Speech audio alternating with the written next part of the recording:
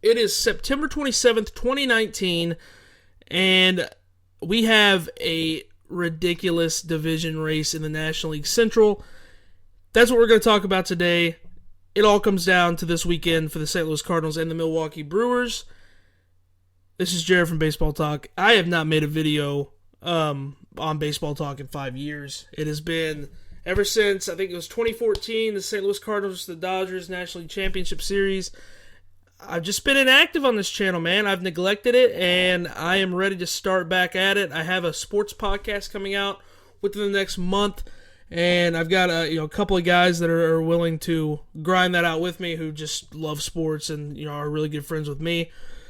So we're going to get back into it. It's just going to, I'm ironing out the kinks to all that stuff right now. But either way, I wanted to get into the main topic of the video, which is the National League Central Division, the St. Louis Cardinals and the Milwaukee Brewers. Let's start out with the St. Louis Cardinals.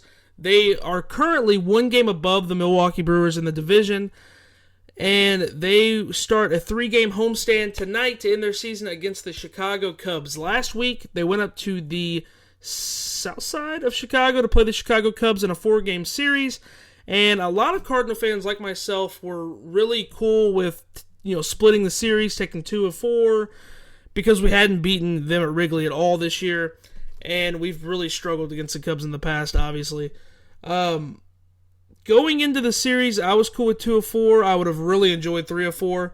But the St. Louis Cardinals came out and they 4-game swept the Cubs at Wrigley. The first time it's been done since 1927. Every single game was 1-run games, and it came down to the absolute wire. It was a fantastic watch as a fan. I can only imagine how heartbreaking it was for Cubs fans, knowing that they had the lead going into the 9th twice in the series and ended up losing in the 9th or the 10th. It's just, I don't know. It has to be heartbreaking for the Cubs, especially when you have Rizzo, who was supposed to sit in a fucking medical boot, and the next thing you know, he's doing wind sprints 5 minutes before Game 1, and then he's in the starting lineup, and he can't field a bump, but he can hit a home run. It was crazy for the Chicago Cubs, and it had to be heartbreaking for their fans, but they are now officially eliminated from playoff contention. They had a shot after the Cardinals swept them, but they went against the just Bambi-like Pirates, and for some reason, they got swept by the Pirates last night. They lost the first game 9-5 or 9-2. The second game was 4-2, and then last night I'm pretty sure it was 9-1. So the Cubs are just not looking good. They didn't put out a good lineup any of those 3 games against the Pirates, and Joe Maddon was confronted about that last night, asking what he thought about the backlash he was getting from Milwaukee fans preluding to this big series against the Cardinals. And frankly, Maddon kind of said he didn't give a shit. And I quote, he just said, "I didn't give a shit about what the Brewers thought about him, what the front office thinks about him." It is very common knowledge right now that Joe Maddon will not be the skipper for the Chicago Cubs next year. Obviously, it's not a management thing because Joe Maddon can manage the fuck out of a team, and I think that's, as a Cardinal fan, I don't have a problem saying it. Joe Maddon's a fantastic manager, and he's very bright when it comes to baseball and all that stuff. So it's very confusing to me. But, eventually after you've been there for a while, people stop listening to you, and, people start losing faith in you, and that's obviously what's happening up there in Chicago. So, Joe Maddon has basically talked to the press about this lineup he's going to have this weekend. He said he's going to put out a good lineup, but it's not going to be the main stays in Chicago. You're not going to see Hayward. You're not going to see Baez. You're not going to see Rizzo. You're not going to see Chris Bryant. You're not going to see Yu Darvish this weekend. You're not going to see Kyle Hendricks this weekend. Joe Maddon has full way thrown in the towel with this season, which he should, because they have no chance of making it to the postseason. There's a lot of backlash he's getting from Milwaukee fans and Milwaukee faithful after the press conference. Honestly, I don't know if I trust Joe Maddon as much as I could throw Joe Maddon. This man is just a mind-screwy manager, if that makes sense. He's playing chess, everybody else is playing checkers. He's always one step ahead. Rizzo probably shouldn't have played last weekend, to be honest with you. If you see the picture of Rizzo's ankle, I'll try to get a picture linked in the description, if not put up on the screen. His ankle looks fucking terrible, and I don't think he should have played last weekend. I think he begged Joe Madden, and Joe Madden was like, look, nobody thinks you're playing. 5 minutes before the game, you feel good enough, fuck it, go in there and play. Obviously, they had a lot to play for last weekend, so him playing last weekend didn't shock me as much. But after seeing his ankle, man, I don't think he should have been playing at all. His ankle looks fucking terrible, and they have nothing to show for it. So I don't think Madden is pulling a fast one over everybody's eyes. If it was me, if I was Madden, I would be doing the same thing, because the players have a right not to kind of go out there and risk for nothing. I mean, if they were still in the playoff picture, if they still had even a rice grain of hope to make it into the postseason, then maybe you risk it. But even then, I mean, Rizzo's ankle's terrible. Chris Bryant slides over first base and just fucks his leg up.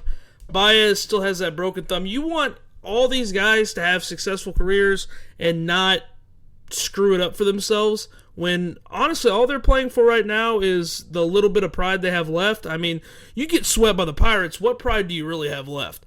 Either way, the St. Louis Cardinals play them this weekend, and we kind of got some insight on the pitching rotation for the Cardinals. Obviously, Michael Wacha left the game against the Diamondbacks on Wednesday. He left in the second inning with shoulder tightness, and that could honestly be the last time we ever see Michael Wacha in a St. Louis Cardinal uniform. He's facing free agency this offseason, and it doesn't look like the Cardinals are interested in bringing him back, and honestly, why would you? You have Flaherty, you have Dakota Hudson. We have a bunch of young arms in our farm system that we really don't need Michael Wacha, because Michael Wacha the past couple years has been super inconsistent, and it's just, for me as a fan, it's a pain to watch him pitch. And I used to love him back in 13 and 14 when he was very effective with his fastball that set up his changeup. Now it just looks like he's really flat. So Michael Wacha will probably not be in a St. Louis Cardinal uniform again. I'm sure his shoulder will take a little bit to heal up. He might not even get the chance to pitch in the postseason if he was healthy, depending on what happens this weekend. So game number one, it's looking like Dakota Hudson starting tonight against to be decided. It hasn't been announced yet who the Cubs are starting tonight. I have no idea who Dakota Hudson will be towing it up against, but I like our chances in tonight's game. Going into tomorrow, we have Adam Wainwright, who's pitching at home, who at home has been posting like a 2.38 ERA this year. And last time out against the Cubs, he actually pitched very, very well. Dakota Hudson, on the other hand, our starter tonight, did not pitch very well.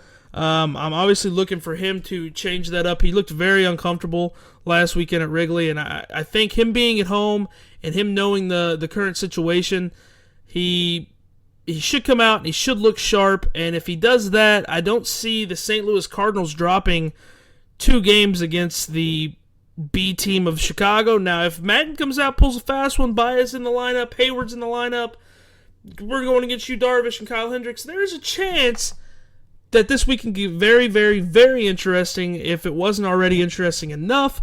The Brewers start their series tonight against the Colorado Rockies, and there's so much that can happen this weekend as far as playoff scenarios go. The Cardinals are 1 game above the Brewers, as I've stated earlier, and the Brewers sweep the Rockies this weekend, and the Cardinals go 2 out of 3 against the Cubs. We will have a game 163 at Busch Stadium to decide who wins the division and who books a date with the Washington Nationals in a wild card game. Now, I was listening to John Smoltz talk earlier, and for some reason, I don't know why, but they were discussing if the Brewers would just lay down this weekend and die. That way they could prepare for their 1-game playoff against the Nationals, or if they would go all in and try to win the division. If anyone out there thinks for a second that the Brewers want to lay down and die after the incredible September that they've had, if anyone thinks they want to lay down and die to then go face a decently strong Nationals team, to then hope to win that, to go face the Dodgers, Do you know how much of a tax that is to a Major League Baseball team? Do you realize how bad that would be if they had to lay down and die, go to Washington, then go to Los Angeles after beating the Nationals, if they beat the Nationals? Like, he was talking about that, and then he went on to the subject of, well, they could try to tie it up, force a one-game playoff, and then whatever happens in St. Louis, they're either going to Atlanta or going to the Dodgers. That is taxing. Why would they lay down and die? They're going to try to win the division this weekend. They're going to try to capitalize on the Cardinals' inconsistent offense, and they're going to try to obviously take advantage of the fact that they're playing against the Colorado Rockies. They're trying to win the division. They're not trying to lay down and die. They're not trying to tie it up to force a 163, to then force a one-game playoff, to then... They're not trying to do that. They're trying to win this division. And anyone thinking that for some reason Craig Counsell's telling everybody, hey, we need to lay down and die, we just need to get this over with so we can focus on the Nationals, you are deluded to think that that is even a conversation in the dugout. That has not crossed any of their minds, I guarantee you. So this weekend, we have really good baseball. The Cardinals and Cubs series starts tonight at 7:15. They also play tomorrow at 6:15, and then on Sunday, everyone in Major League Baseball plays at 2:20. I'm pretty sure the Brewers and the Rockies start at 7:10 tonight also, so I will be flipping through both the channels and just checking both the scores. So I'll have a video coming out after we figure everything out on Sunday. I really appreciate you guys watching this. Haven't made a video in here in a while. Was a little nervous, not going to lie, but I think it came together and didn't turn out to be too bad. So thank you guys so much for watching. Please like, comment, subscribe. This is Jared from Baseball Talk, signing off.